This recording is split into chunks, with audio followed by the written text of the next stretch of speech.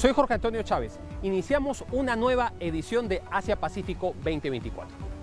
Hoy conoceremos más sobre la Secretaría del Foro de Cooperación Económica Asia-Pacífico.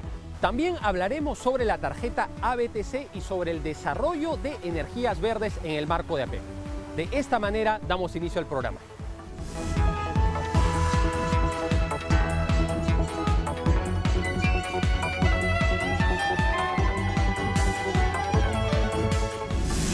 El esquema ABTC representó un gran avance del Foro de Cooperación Económica Asia-Pacífico en su rol de apertura de mercados y de facilitación de la movilidad de personas de negocios.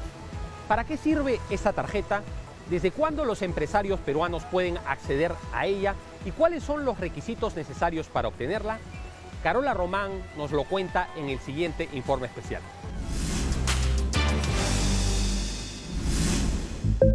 Los viajes de negocios son una forma de establecer contactos, cerrar acuerdos y explorar nuevas formas de mercado.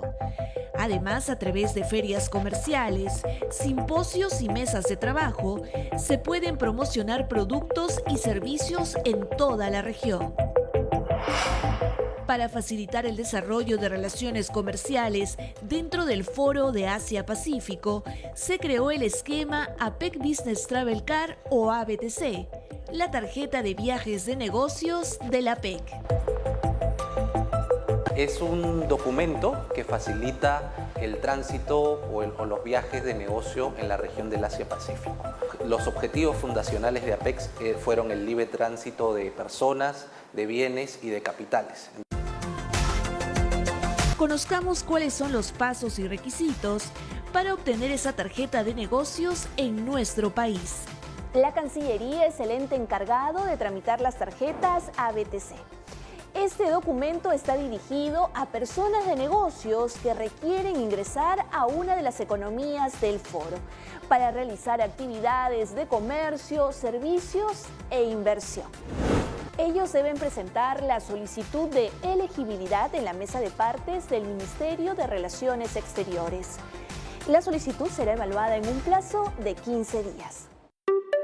El costo del trámite es de 260 soles, pero si bien quien procesa el expediente es la Cancillería, el hombre de negocios necesita primero una carta de presentación o patrocinio de entidades autorizadas, tales como ADEX, la Cámara de Comercio de Lima o Comex Perú, por mencionar algunos. El esquema de la tarjeta ABTC requiere que este ejecutivo sea presentado por una entidad gremial, porque es un primer filtro de seguridad, digamos. A través del gremio, el ejecutivo inicia su proceso, nosotros lo seguimos con la Cancillería y luego les informamos el resultado. Una de las preguntas más importantes es si es necesario que el titular de la tarjeta ABTC gestione una visa para poder ingresar a una de las economías que integran el foro. La respuesta es no, y ese es uno de los grandes beneficios que ofrece este documento debido a su naturaleza multivisa, lo que no hace necesario que se gestione un visado adicional. Este beneficio es válido en 19 de las 21 economías del foro. Tanto Estados Unidos como Canadá son economías en transición que no participan ni en la emisión ni en la autorización de la visa de la tarjeta ABTC. Sin embargo, sí reconocen el uso de carriles especiales. Así que si desea ingresar a una de estas economías, deberá necesariamente obtener la visa. Según información de Cancillería, en el 2023 se emitieron 720 tarjetas y en lo que va del año 74 solicitudes han sido aprobadas. En esta entidad nos recibió el embajador Alberto Farge, quien nos da más precisiones sobre este documento. Como decía, es una facilidad que permite reunir en un solo documento, que en este momento no es físico sino virtual, la autorización de viaje, ¿no?, y la calidad migratoria de negocios. Efectivamente, a partir de mayo del 2021, el Perú emite únicamente tarjetas ABTC virtuales. El aplicativo es muy sencillo, lo bajamos al celular a través del Google Play o el App Store si es que usamos iPhone, se llama ABTC. Lo bajas, es absolutamente gratuito el aplicativo. Información relevante como los datos del viajero y el acceso a economías APEC podrá ser verificada por personal de migraciones a través de su teléfono celular. ¿Qué otros beneficios adicionales brinda esa tarjeta? Primero, atención preferencial en las ventanillas de migraciones de los aeropuertos. También un tiempo de permanencia de hasta 30 días en las economías APEC.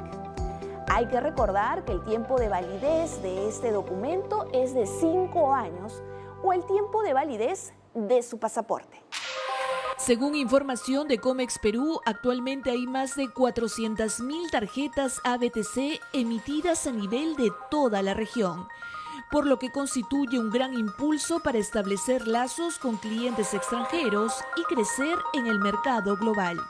Recordemos que sus beneficios no solo están orientados a propiciar un intercambio comercial de bienes, sino también, por ejemplo, puede ser aprovechada por empresas de hotelería y turismo que hacen promoción en el exterior para visitar el lugar de destino.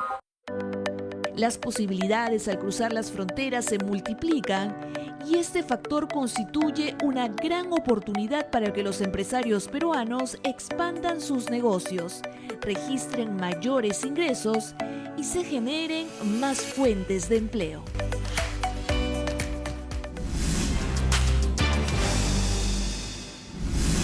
Y después de haber visto este interesante informe, ahora vamos a conversar con la directora ejecutiva de APEC, Rebeca Fátima Santamaría. Doctora Santamaría, bienvenida a Asia Pacífico 2024. Gracias por invitarme. Quisiera que comencemos desde lo básico. ¿Cuál es el rol que juega la Secretaría en el proceso de APEC? Nuestro principal rol es apoyar a la economía anfitriona, garantizando que todo lo planificado, como las prioridades, sea implementado y puesto en marcha de la manera más eficaz y eficiente posible. Entonces, trabajar con el comité organizador de Perú, por ejemplo, en la parte logística de las cosas, asegurando que todas las reuniones estén programadas, que el calendario esté, es muy básico. La otra parte es la parte importante, asegurándose de que las prioridades que Perú se ha fijado se discutan en la agenda de los diferentes grupos de trabajo. Contamos con alrededor de 50 grupos de trabajo. Por tanto, es vital asegurarnos de que todo lo que Perú desea lograr se refleje en la agenda cuando los funcionarios se reúnen y discuten.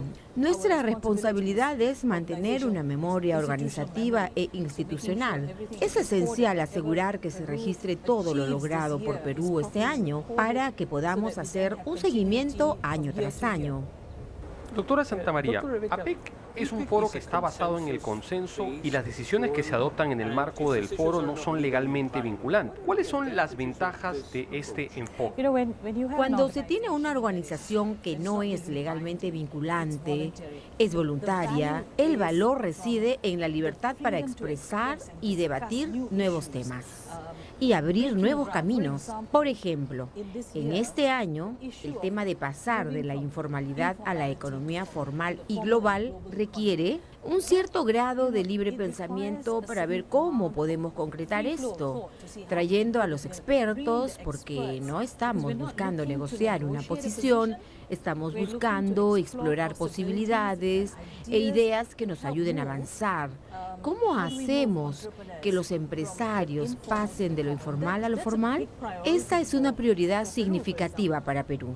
Por ejemplo, en una organización vinculante se buscarían acuerdos, memorandos de entendimiento y similares. Esto puede restar energía al debate. En cambio, en una organización informal como la nuestra, las ideas fluyen libremente y ofrecemos la oportunidad de explorar nuevas ideas, innovar, experimentar y compartir las mejores prácticas sin la presión de acuerdos vinculantes. En un entorno vinculante se tiende a adoptar una postura defensiva, preocupándose por cómo afectará a la propia economía.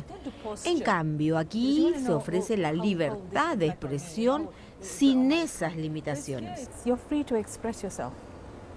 Lo interesante precisamente es que estas orientaciones o decisiones que son adoptadas por APEC, que tienen una naturaleza no vinculante, luego se traducen en decisiones vinculantes por parte de otras organizaciones internacionales. ¿Cuál es el valor que APEC crea para sus miembros? Mire, como dije antes, tenemos la oportunidad de innovar, de probar ideas, y lo hemos hecho de muchas maneras. Por ejemplo, en la OMC, cuando se busca establecer una normativa vinculante, el proceso de formulación de estas normas se lleva a cabo allí. Nosotros no elaboramos normas, pero facilitamos ese proceso. Si nos fijamos en lo que hicimos con el acuerdo sobre facilitación del comercio, muchos de los debates tuvieron lugar en APEC. El acuerdo sobre tecnología de la información, ahora en su tercera fase, también comenzó en APEC. Así que hemos sido capaces de innovar con ideas nuevas, de hablar de estos nuevos conceptos en el comercio internacional, en un intercambio voluntario no vinculante de mejores prácticas. Y luego, una vez que hemos conseguido algo sólido, lo llevamos a la OMC para formalizarlo y que luego los miembros de la OMC participen en el proceso de elaboración de normas. Lo último que hemos hecho fue sobre servicios medioambientales. Iniciamos una conversación y ahora está siendo abordada en la OMC. Por ello, la contribución de APEC a la región y de manera más amplia al mundo es significativa. APEC no es un foro que se centre en temas políticos o de seguridad. Sin embargo, hay asuntos geopolíticos como los conflictos armados y la competencia multidimensional sistémica entre Estados Unidos y China que tienen un impacto en la dinámica del foro. Sí. Quisiera que nos cuente en qué consisten estos retos. Al no ser vinculantes, se pueden sostener esas conversaciones difíciles, allanando el camino hacia un diálogo constructivo en busca de un terreno común. Es crucial reconocer que a pesar de la inevitable presencia del ruido geopolítico en estas negociaciones, este foro promueve la capacidad de hallar consensos y llevar a cabo discusiones abiertas y complejas, que quizás no serían posibles en contextos puramente políticos. Se trata de economía y se entiende que en cuestiones económicas se buscan beneficios mutuos. Aunque el ruido persista, el foco final está en cómo todos pueden beneficiarse de la cooperación y la integración económica. Doctora Santamaría, bueno, sin duda es interesante, en tanto se ha enfocado en lo que las economías tienen en común y en las posibilidades de hacer cosas. Y la naturaleza consensual y voluntaria de APEC permite tener discusiones sobre una serie de temas sin la presión de llegar a resultados vinculantes. En 1994, las metas de Bogor fueron aprobadas. Las economías desarrolladas de APEC abrirían, por lo tanto, sus mercados en el año 2010 y en el año 2020 harían lo propio las economías en desarrollo. Sin embargo, esto no ha sucedido. Y a pesar de ello, en la visión de APEC de Putrajaya al año 2040, aún la creación de esta área de libre comercio es una meta. ¿Cuál es su evaluación sobre la posibilidad de llegar a crear el área de libre comercio del Asia-Pacífico en el futuro? Una vez más, tenemos que volver a lo básico. La cooperación económica Asia-Pacífico, este organismo no es un órgano de negociación, ¿cierto? Así que eso tiene que quedar muy claro. Pero dicho esto, los miembros son libres de celebrar sus propias negociaciones y tener sus propios acuerdos de libre comercio. En definitiva, se quiere lograr todo esto. Y eso es exactamente lo que han hecho. Si nos fijamos en el CPTPP, o en la Asociación Económica Regional Global que ha liderado la ASEAN. Así que todo esto está en marcha, toda la Alianza del Pacífico. Así que lo que estamos buscando es ver cómo podemos reunir todo esto para tener una integración económica regional más profunda. ¿Cuáles son los elementos comunes que hemos hecho aquí y cómo lo podemos unificar? En última instancia, debe tratarse de facilitar los negocios, el acceso a los mercados, facilitar la actividad empresarial. Así que conseguir todos estos elementos creo que es una aspiración a largo plazo para la región. Teniendo en cuenta que no somos un órgano de negociación, por lo que no firmamos acuerdos comerciales, sino que allanamos el camino. Así que ese es el tema aquí. No se trata de nosotros. Creo que ese no es nuestro objetivo. Entonces, la idea no es llegar a tener un tratado con obligaciones vinculantes, no es que había una meta concreta de aprobarlo en el año 2020, sino que se trataba más bien de cooperar, de lograr un terreno común y de permitir a las economías adoptar medidas unilaterales que contribuyan al proceso. Esperemos que en el 2040 lo consigamos, pero en realidad hay mucho trabajo que hacer.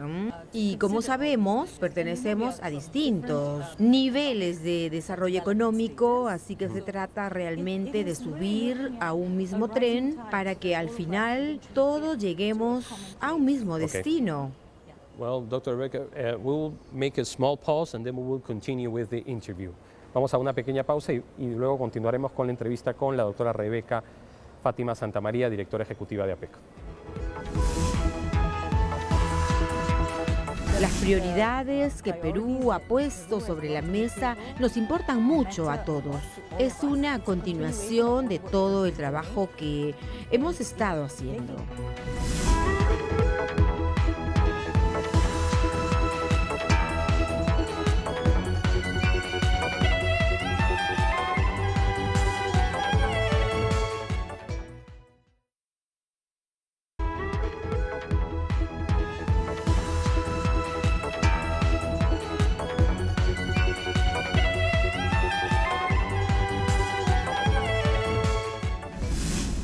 Y estamos de vuelta en el programa y vamos a continuar nuestra entrevista con la doctora Rebeca Fátima Santamaría, directora ejecutiva del Foro de Cooperación Económica Asia-Pacífico.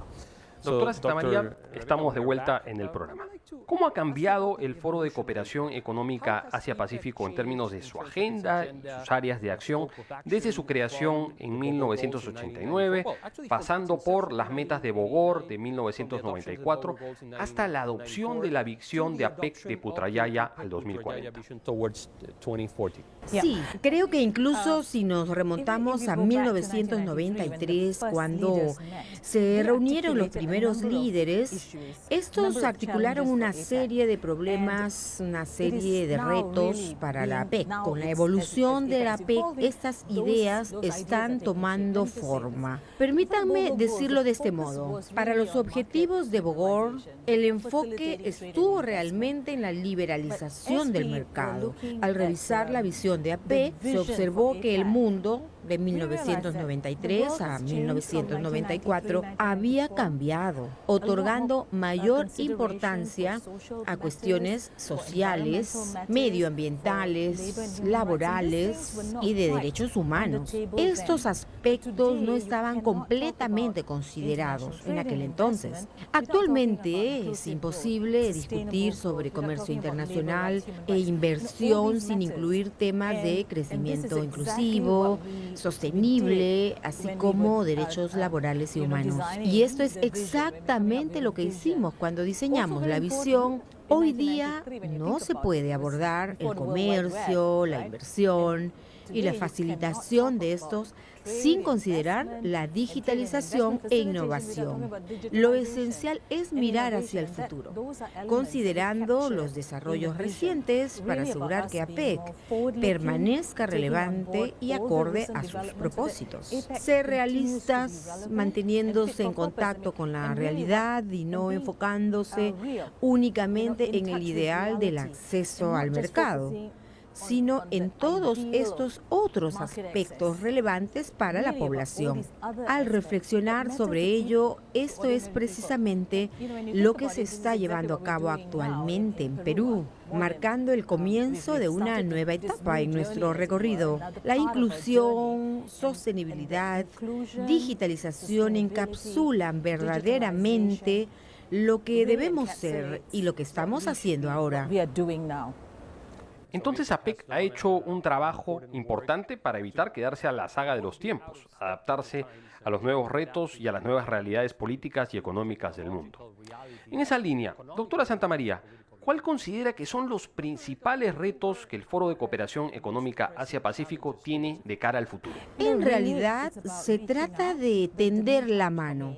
El principal reto para mí es tender la mano y llegar a los jóvenes para que entiendan lo que intentamos hacer y asegurarnos de que lo que intentamos hacer se relaciona con los jóvenes y con la gente del lugar y que les interesa. Así que para mí, como solía decir, debes sentirlo en tu piel.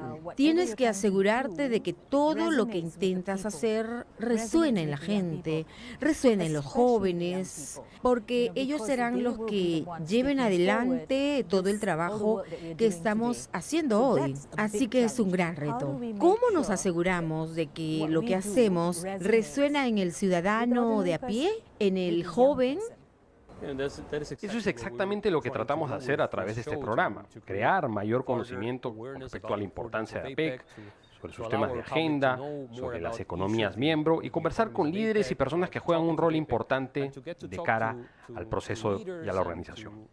Doctora Santamaría, ¿cuáles son sus expectativas con respecto al año 2024, en el cual el Perú es la economía anfitriona?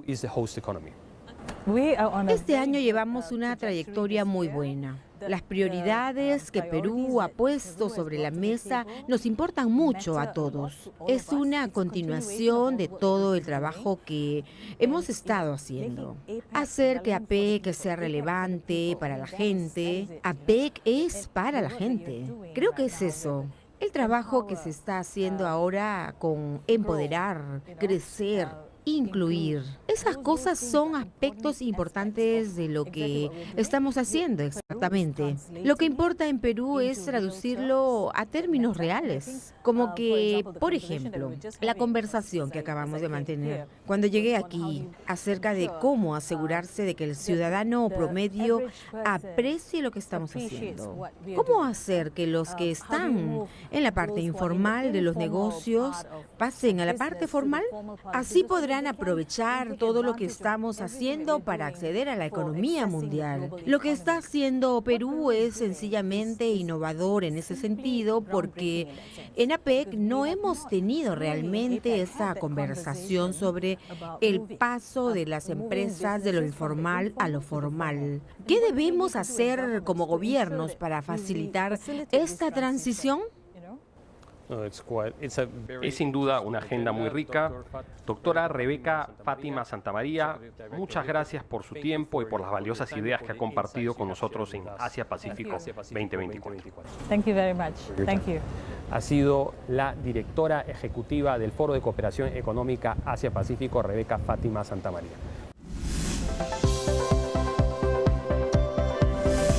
Y luego de haber conocido más sobre el trabajo que realiza la Secretaría de APEC, vamos con nuestro segmento La Clase. Y el día de hoy vamos a hablar sobre el proceso de ampliación de APEC. Como les contamos previamente, en el año 1989 se crea APEC y tenía inicialmente a 12 miembros. Pero en ese momento se pensaba que se podía haber incluido a un miembro más, que era la República Popular China, que había iniciado su proceso de reforma y apertura en el año 1978. Sin embargo, los hechos que tuvieron lugar en la plaza de Tiananmen en el año 1989 generaron una dura repulsa por parte de las potencias occidentales y dificultaron el consenso y no permitieron que China sea uno de los primeros miembros en ingresar, uno de los miembros fundadores. Sin embargo, China logró ingresar en el año 1991 conjuntamente con Hong Kong, que en ese entonces era aún una colonia británica, recién revirtió a la soberanía china en el año 1997, y el llamado Taipei chino, que es el nombre que en el Foro de Cooperación Económica Asia-Pacífico tiene la isla de Taiwán, la economía taiwanesa. Sin embargo, el proceso de ampliación no paró en ese entonces, sino que siguió en el año 1993, en el cual ingresa la primera economía miembro de Latinoamérica, México. México ingresa en ese año y hay que tomar en cuenta que es en un contexto de apertura comercial. Estaba por entrar en vigencia el Tratado de Libre Comercio de Norteamérica, más conocido como NAFTA, que iba a entrar en vigencia el 1 de enero de 1994. Y también ingresa Papúa Nueva Guinea. Y en el año ya 1994 ingresa el segundo miembro latinoamericano del foro, que es Chile. En ese entonces, pues todavía no había un consenso sobre si expandir más la composición del foro. Había una situación compleja porque, como hemos dicho, en APEC las decisiones se adoptan por consenso y en principio no son vinculantes. Entonces, eso dificultaba que se puedan incorporar nuevos miembros fácilmente. Sin embargo, en el año 1998 se da la última ronda de ampliación, en la cual ingresan la Federación Rusa, la República Socialista de Vietnam y la República del Perú. Y desde ese entonces se comenzó una moratoria de 10 años, es decir, se convino que no se iban a admitir nuevos miembros por una década. Una pregunta que es lógica, ¿y no habían otras economías que querían ser parte del Foro de Cooperación Económica Asia-Pacífico? Y la respuesta es que sí. Por ejemplo, desde Latinoamérica, Costa Rica, Colombia y Ecuador solicitaron su ingreso. En Asia, Laos, Camboya, Mongolia, la India y Pakistán habían solicitado ingresar. ¿Y por qué razones no se les dejó ser parte del foro? En algunos casos tenía que ver con una cuestión geográfica, porque hay que decir que Mongolia y Laos son países mediterráneos que no tienen proyección al mar. En el caso de India y de Pakistán, pues son estados ribereños, pero del Océano Índico, no de la cuenca del Pacífico. Y también en el caso de la India, una cuestión sensible es que si ingresaba la India, pues el balance geopolítico del foro iba a cambiar y la India podía servir como una suerte de contrapeso a la China. Y a la China pues no le gustaba mucho esa idea. Pero quizás la razón de mayor peso tiene que ver con lo que hemos dicho hace un momento, que es el proceso de toma de decisiones en el marco del Foro de Cooperación Económica Asia-Pacífico. En base a la cultura del consensualismo y del voluntarismo asiático heredado de la Asociación de Naciones del Sudeste Asiático, la ASEAN, en APEC las decisiones se toman por consenso. ¿Qué es lo que sucede cuando se incorporan a más miembros? Es mucho más difícil arribar a un consenso político. Y a pesar que las decisiones no sean vinculantes y sean de aplicación, por lo tanto, unilateral, se complejiza el proceso de toma de decisiones y creo que esa es una de las razones fundamentales por las cuales el foro no ha seguido expandiéndose, sino más bien ha tratado de expandir su agenda, pero no su composición en términos de miembros. De esta manera cerramos nuestro segmento La Clase y también los invitamos a seguirnos en las redes sociales de TV Perú Noticias, en YouTube, en Instagram y en X. Ahora vamos a un corte y volvemos con más en Asia Pacífico 2024. Hay economías de la PEC que tienen mayor desarrollo tecnológico. Hay economías como en el caso de Perú, donde tenemos muchos potenciales, porque tenemos gran potencial de energías renovables. En el caso de Chile también, por ejemplo.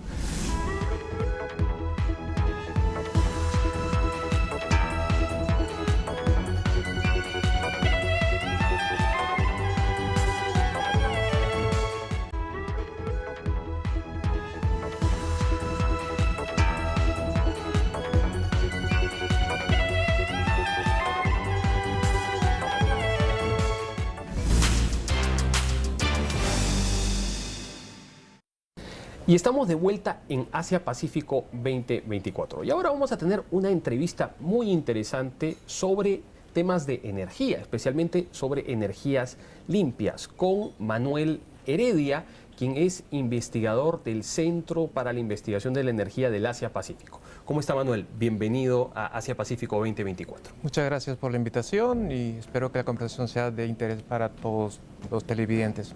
Sin duda. Manuel, la energía es muy importante para APEC. APEC produce el 56% de la energía del mundo, consume el 58% de la energía y tiene el 60% de las emisiones. Y en ese contexto, quisiera que nos explique qué son las energías limpias y por qué son importantes en este contexto y de cara al futuro. Yo creo que lo principal es entender lo siguiente. Para toda actividad humana y para el desarrollo de la economía es necesario suministrar energía.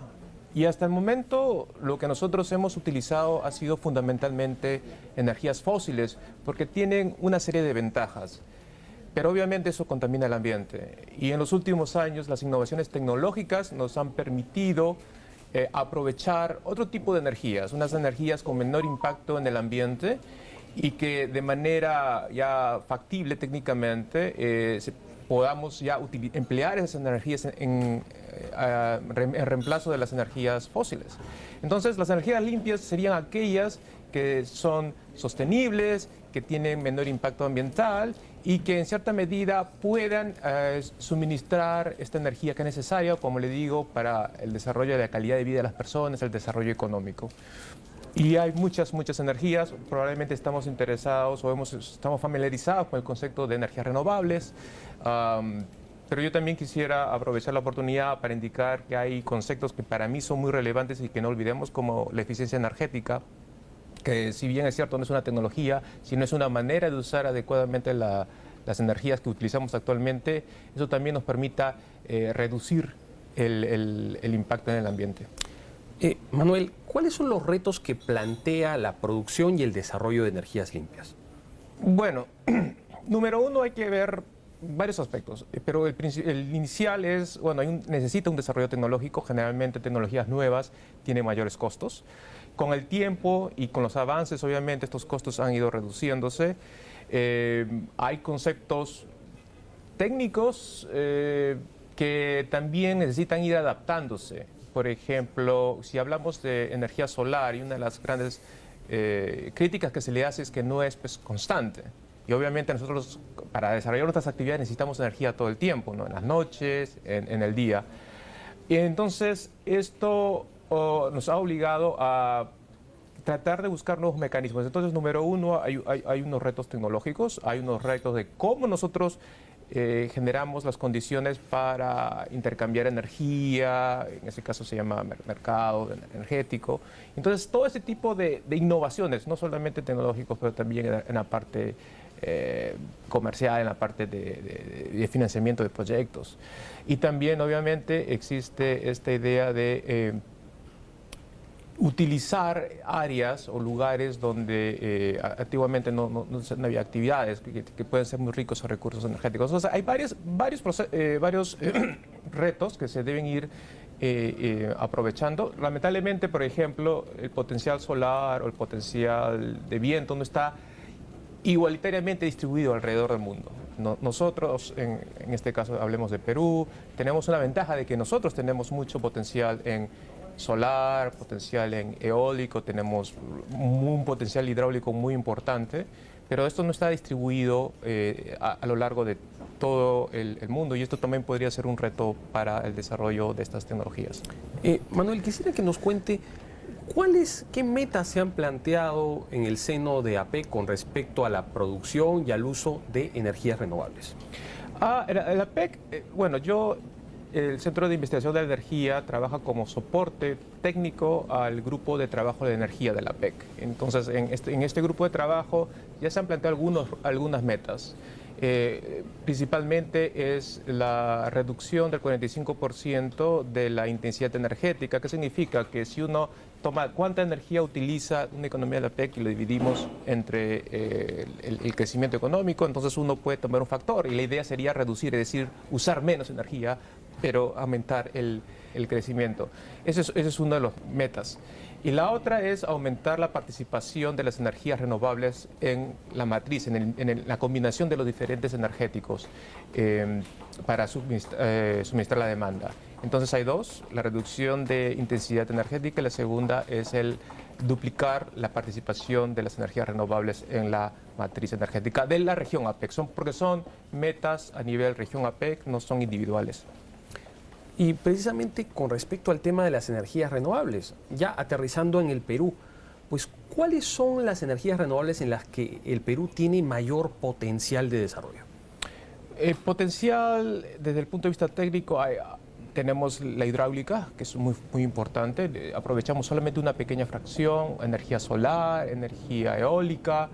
Yo creo que fundamentalmente ellas, pero como dije anteriormente, es una cuestión mucho más allá de tener ese potencial, sino también tener las condiciones, las otras innovaciones que son necesarias que permitan el desarrollo no solamente de la tecnología en sí, sino de la industria, es decir, que permitan incorporarse dentro de del mercado energético y que permitan, pues obviamente, desarrollar proyectos para que puedan suministrar energía a los ciudadanos.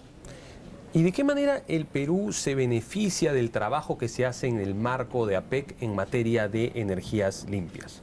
Esto es importante porque el Fondo de Cooperación lo que realmente busca es la interacción de las diferentes economías y al estudiar e integrar sus experiencias permiten aprender de las lecciones de las iniciativas que se han ido aplicando en otros lugares, además de buscar colaboración entre ellos. Por ejemplo, obviamente hay economías de la PEC que tienen mayor desarrollo tecnológico. Hay economías como en el caso de Perú, donde tenemos muchos potenciales, porque tenemos gran potencial de energías renovables. En el caso de Chile también, por ejemplo. Entonces, dentro del marco de las actividades que hace la PEC, y Perú se beneficia mucho porque, como digo, hay esta interacción, permite participar de las discusiones que se realizan en el tema energético, también sobre lo que es energía limpias y transición energética, que es realmente la transformación de aquella matriz energética basada en energías fósiles a llegar en un momento en una versión mucho más limpia que probablemente pueda no tener tanto impacto ambiental, pero sobre todo que pueda sustentar el crecimiento económico de las personas que viven dentro de la región de la PEC. En las reuniones que están teniendo lugar en estos días en el marco de la primera reunión de altos funcionarios y del Grupo de Energía, se ha hablado mucho sobre el hidrógeno verde y se habla mucho también en medios especializados. ¿Podría explicarnos qué es el hidrógeno verde? ¿Cuál es la diferencia que tiene este tipo de energía de otras? Sí, a ver, esencialmente yo creo que es importante entender que el hidrógeno no es realmente una fuente de energía, sino es un vector energético. ¿Eso qué quiere decir? Que nos ayuda a transformar un tipo de energía, almacenar esa energía en forma de hidrógeno para después, cuando el hidrógeno llega a otros equipos, pueda volver a convertirse nuevamente en energía. Es una manera de transmitir energía. Existen muchas maneras de producir hidrógeno. La manera en que la gran mayoría o casi todo el hidrógeno del mundo es producido es con energías fósiles y es muy contaminante y no es utilizado fundamentalmente para energía. Increíblemente, el hidrógeno que se produce actualmente es utilizado como materia prima para actividades industriales, en las refinerías, en la producción de fertilizantes. Actualmente este uso, esta producción de hidrógeno contaminante es alrededor del 2%, 2.5% de las emisiones a nivel mundial. Habiendo dicho eso, el hidrógeno en sí, no el proceso de producción, pero el hidrógeno en sí no tiene emisiones. Entonces, se puede aprovechar esa característica en el uso final para poder descarbonizar, lo que nosotros decimos, ciertas actividades que utilizan combustibles fósiles muy importantes. A ver, el hidrógeno verde sería, entonces, el hidrógeno que en sí no contamina, pero que para producir necesita tener un proceso que no es contaminante. Y ese proceso generalmente está linkeado con energías renovables, otra vez las energías que no tienen estos impactos. Entonces el hidrógeno verde en sí es el hidrógeno producido, pero de una manera especial. Es a través de un proceso en el cual utilizamos energías renovables para disminuir el impacto en esta producción o eliminarla completamente y de esta manera transformar esa energía renovable inicial que pueden en hidrógeno que puede en esa manera llevar energía a otros lugares para que pueda ser utilizado. En la agenda de desarrollo sostenible, pues se habla mucho sobre la necesidad de mitigar el cambio climático. ¿Cuál es la vinculación que hay entre el desarrollo de energías renovables y la consecución de estos objetivos de sostenibilidad? Bueno, yo quiero aprovechar el tema que usted pregunta, porque hay dos partes que son importantes para luchar contra el cambio climático y los efectos negativos del cambio climático. Uno es la mitigación, es decir, evitar el daño que nosotros hacemos al ambiente, y la otra parte es la adaptación, es entendiendo de que de todas maneras va a haber un tipo de cambio, cómo nosotros nos adaptamos para mantener la seguridad energética y la calidad de vida y tengamos suficientes recursos para satisfacer las necesidades de la población. En la parte de mitigación en sí, lo que tratamos de hacer es reducir las emisiones. Y una de las maneras es utilizar energías limpias, porque como le digo, a ver, si bien es cierto, se puede utilizar varias otras alternativas de energía para suministrar, por ejemplo, la energía necesaria para mover un vehículo. Las características propias de ese uso requieren unas características especiales del combustible. Entonces, si buscamos hacer un combustible limpio, necesitamos desarrollar una tecnología que permita aprovechar tecnologías limpias y pueda ser utilizada en ese vehículo. Entonces, la idea de mitigación en sí lo que ayuda genera esta necesidad de desarrollar nuevas tecnologías, de buscar crear mecanismos que las hagan más accesibles para todos y que permitan también desplegar estas tecnologías en diferentes ámbitos, ¿no? He puesto un ejemplo de los vehículos, pero hay otras actividades como la actividad industrial que también necesita grandes cantidades de energías de unas características especiales y que se está trabajando intensamente en desarrollar las tecnologías y las capacidades para desplazar esos combustibles contaminantes con tecnologías y fuentes de energía que son más limpias. Muchísimas gracias, Manuel. Ha sido muy interesante conversar con usted con respecto a los retos que tenemos, no solamente en materia de desarrollo económico, sino de cara al desarrollo de energías limpias y cómo esto impacta a la sostenibilidad. Así que le agradecemos mucho por su presencia en Asia Pacífico 2024. Ha sido Manuel Heredia, investigador del Centro de Investigación de la Energía del Asia Pacífico. Pero ahora nosotros vamos a una breve pausa y volvemos con más en el programa. Y el día de hoy hablaremos sobre Malasia, una economía miembro de APEC del sudeste asiático, que es uno de los miembros fundadores del Foro de Cooperación Económica Asia-Pacífico.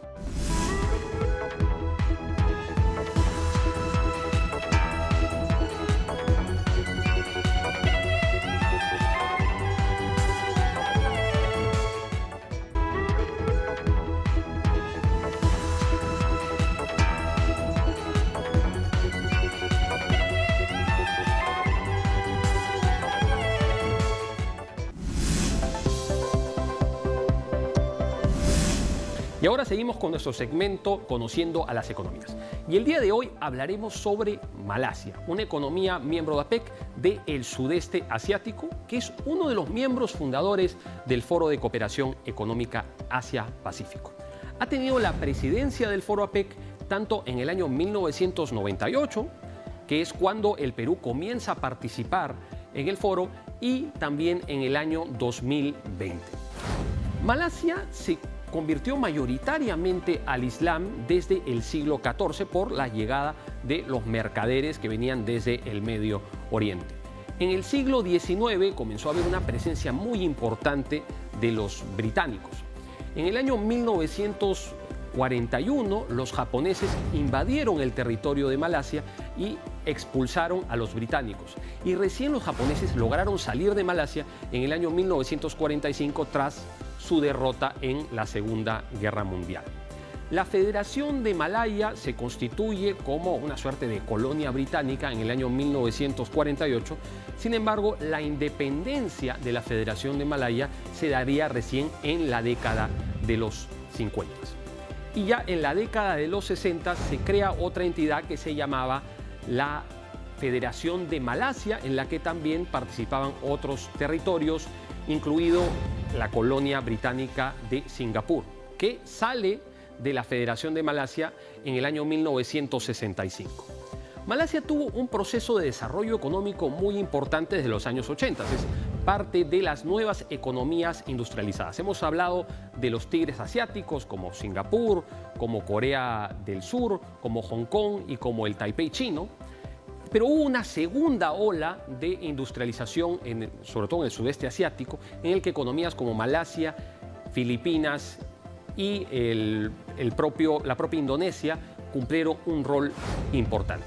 En los años 80, pues una figura muy importante de la política de Malasia fue Mahathir Mohamad, que tuvo un gobierno como primer ministro de más o menos unos 22 años.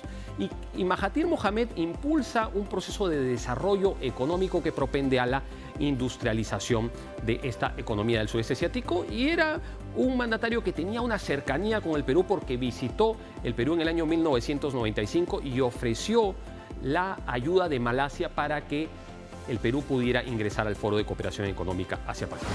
Hay una característica muy interesante con respecto al sistema político de Malasia, porque es una monarquía electiva y rotatoria.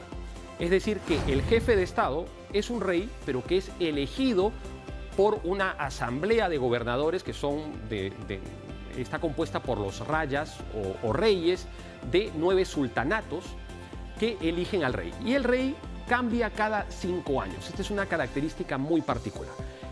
Pero su jefe de gobierno es, al igual que en los sistemas parlamentarios, un primer ministro que surge de la Cámara Baja del Parlamento. Malasia es una economía que ha tenido un desarrollo económico muy importante. Ha presidido el Foro de Cooperación Económica Asia-Pacífico en el año 2020 por última vez. Comenzó su presidencia desarrollando eventos de manera presencial, pero justamente llegó la pandemia y tuvo que adaptarse a la virtualidad. Así que esto sin duda fue un cambio, fue un punto de inflexión para la agenda del foro. Y también lo digo por otra cuestión, es porque en el año 2020 supuestamente se tenía que cumplir con las metas de Bogor, que buscaban liberalizar las economías de APEC, que exista una zona de libre comercio entre las economías del Asia-Pacífico, pero esto no se llegó a conseguir. Sin embargo, en el año 2020, en Putrajaya, se aprueba la llamada Visión de Putrajaya al 2040, que es la nueva hoja de ruta del Foro de Cooperación Económica Asia-Pacífico, sobre la cual hablaremos más en el futuro. Espero que les haya parecido interesante esta sección de Conociendo a las Economías y les contamos que la próxima semana hablaremos de Filipinas.